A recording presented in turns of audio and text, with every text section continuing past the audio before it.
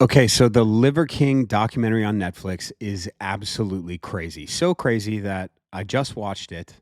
It's a little past midnight now, and I'm here on my couch, and I was like, while this thing is fresh of mind, I really want to talk about it with you guys. There are moments in this thing where I'm like, that's bullshit. And then there are also moments where I'm like my jaw was completely down. There are pieces of information in this that I think are very important, and I want to talk about them with you guys right now. Um, Before we get started, spoilers. Okay, I'm going to spoil the whole documentary here, so go watch it if you haven't.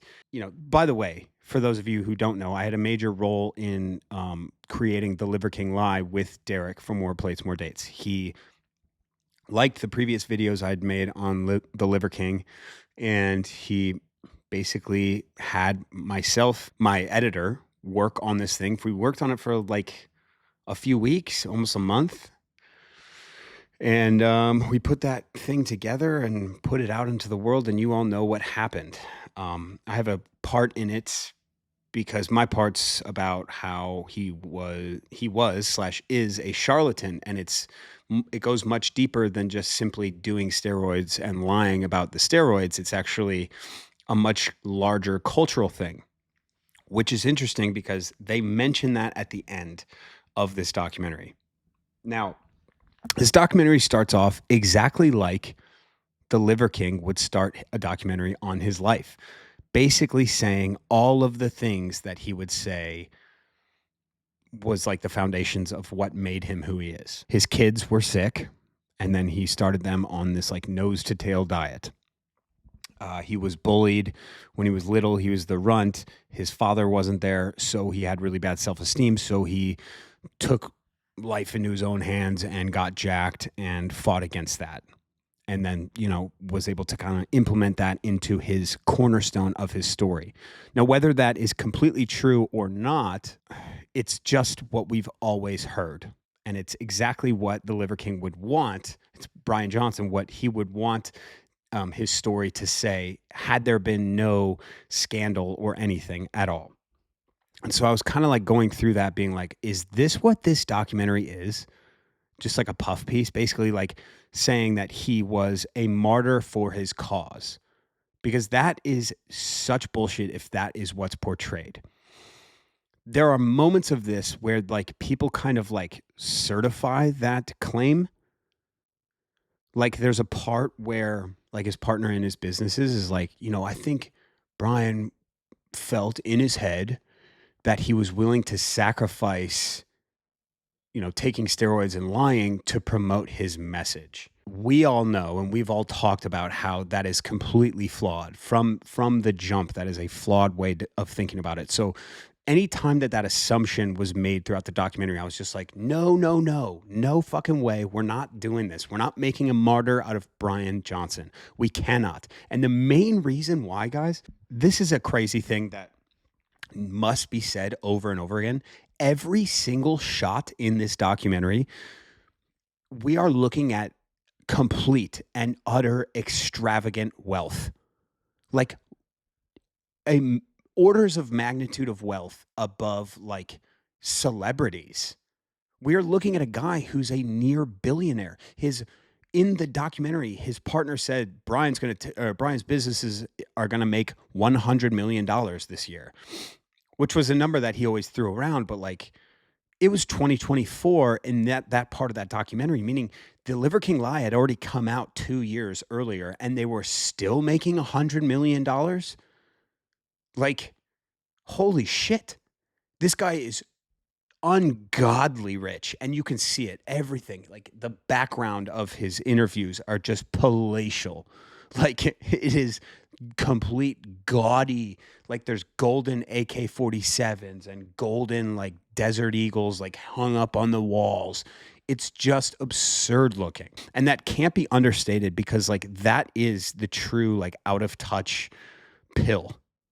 People who are that wealthy have absolutely zero touch with reality. I thought it was interesting how they interviewed the marketing team that he used. The marketing guy was like, he said, we took this man who's very polarizing.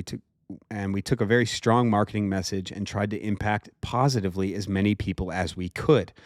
And we did a damn good job of it. And I was sitting there being like, bro, you guys sling supplements. You sling supplements, and the basis of what you sling is all like muddy because this guy, like, you don't know what he's telling the truth about. And what's even crazier is like the reveal that the Liver King delivers makes this shit even more muddy. I'm just gonna. There's a moment in this. I just have these notes kind of randomly. There's a moment in this where they do like him and his two kids and his wife. They do like a performative killing of a bull. Like they shoot this bull in a field, run over to it, and like do this performative, like, you were a brother, you were a son, likely a father, and you were a friend, and blah blah blah blah blah. And they're all like touching this cow as it's just like on the. It's like, right? And he drives a fucking knife through his neck, and like you're like, what the fuck? I guess this is okay. And then you look up and there's a guy filming it.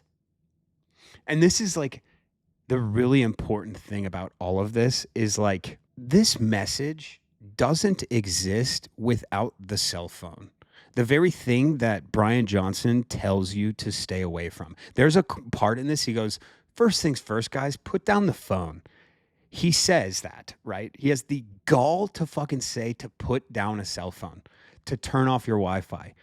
It's absolutely outrageous. No one calls him on that bullshit because earlier he's like, yeah, sometimes I would do like 100 takes for a story. Dude, you're owned by your cell phone.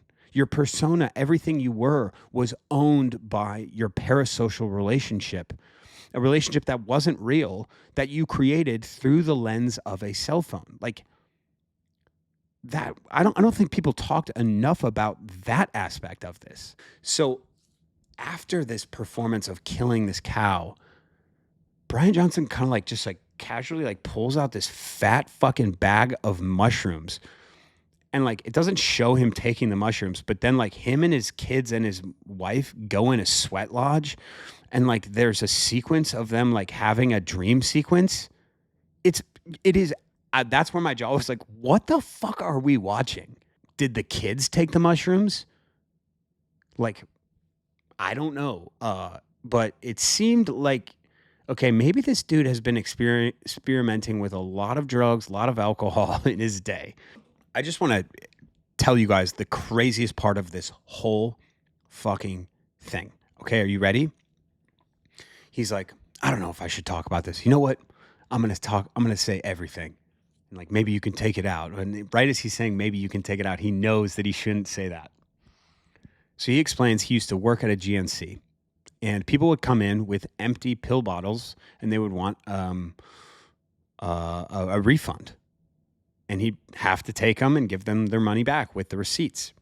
And so he would take those empty bottles and he would want to go to other GNCs, but he needed a receipt. So he bought as much receipt paper as he possibly could, and he forged those receipt papers. This was when he was 16.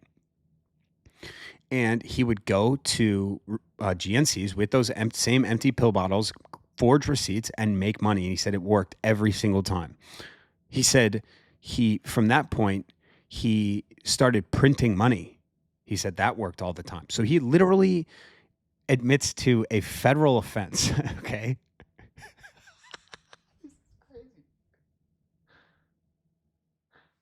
I feel like I just was like in a dream sequence when I was watching this documentary.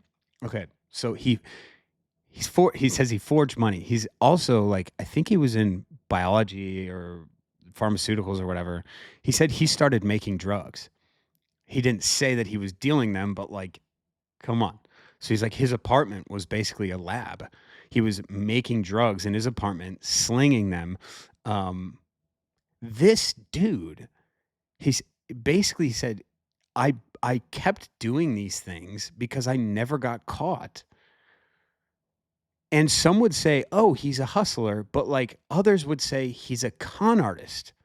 And he just admitted to being a lifelong con artist.